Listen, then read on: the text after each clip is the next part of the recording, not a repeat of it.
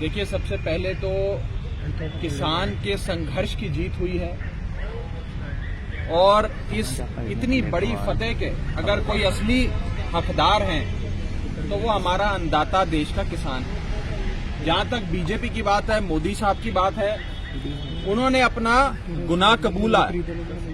गुनाह कबूलने वाले को सजा दी जाती है, शाबाशी नहीं दी जाती है। Those who plead guilty are awarded a sentence, not rewarded with appreciation.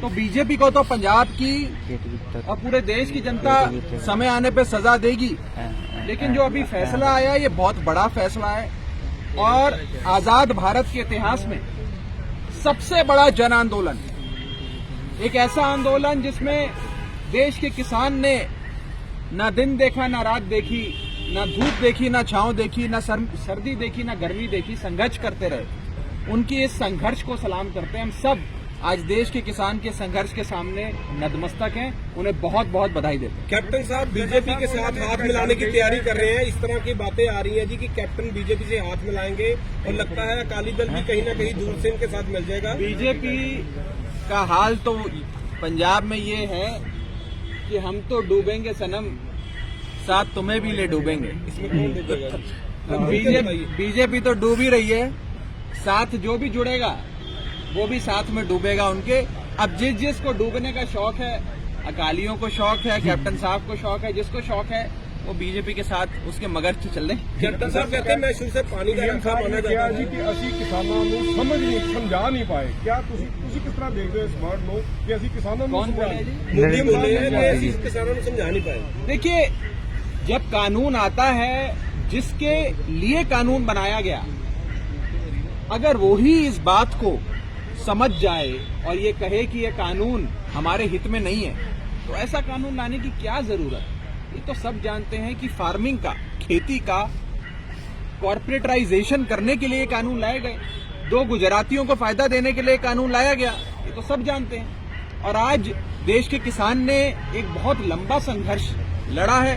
कोई पॉलिटिकल पार्टी इस संघर्ष के लिए वाहवाही नहीं लूट सकती। ये किसान का पाक साफ ये पॉलिटिकल बिना किसी सियासत के संघर्ष रहा है और हम नतमस्तक होकर सलाम करते हैं किसानों। कांग्रेस पार्टी कहती है हमने भी जंतर मंतर पे धरना लगाया था और वो धरने के कारण लगाया था, उन्होंने धरना लगाया था और 12 बजे लगाते थे, उनके एमपी बैठते थे, 4 बजे तक घर चले जाते थे। बहुत सफल धरना था। वो कहते थे आम आदमी पार्टी ने कभी भी प्रोटेस्ट नहीं किया बिजली बिल के खिलाफ, इन खेती बिलों के खिलाफ कभी भी ना दिल्ली बंद करवाई, ना कभी प्रोटेस्ट किया।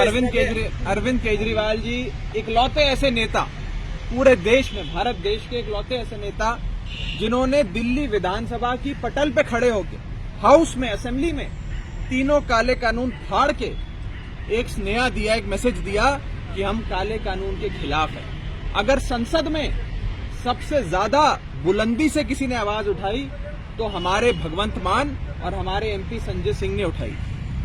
तो हम तो संसद से लेकर सड़क तक किसानों के साथ खड़े थे, खड़े हैं, खड़े रहेंगे और आने वाले समय में भी देश के किसान का विश्वास आम आदमी पार्टी में, पाक साफ लोगों में सदैव बना रहे। सर, अकाली दल और ये जो टाइप नया सामने आ रहा है, अभी हुआ नहीं है, अकाली दल, कैप्टन और बीजेपी, क्या इससे आम आदमी पार्टी को फर्क पड़ेगा?